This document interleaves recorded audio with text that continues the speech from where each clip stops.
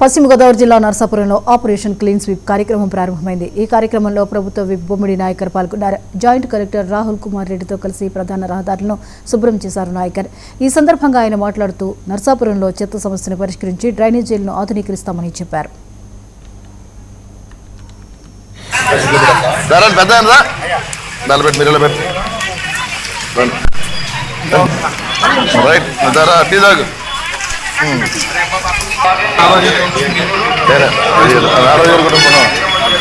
అమ్మా మీరు కూడా రండి రండి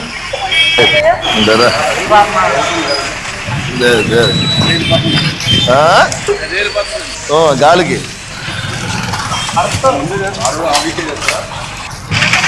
పై మొత్తం సగం పైకి వెళ్ళిపోవాలి ఏదైనా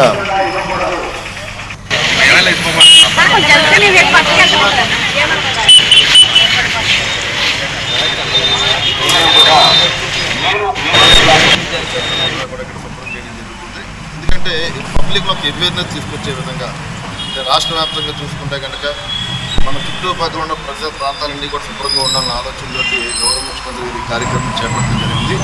దీనిలో భాగంగా ఈరోజు నర్సాపురంలో మరి ఈ కార్యక్రమం జేసీ గారు మేము కానీ నాయకులు అధికారులు అందరితో ఈ కార్యక్రమం చేపట్టారు.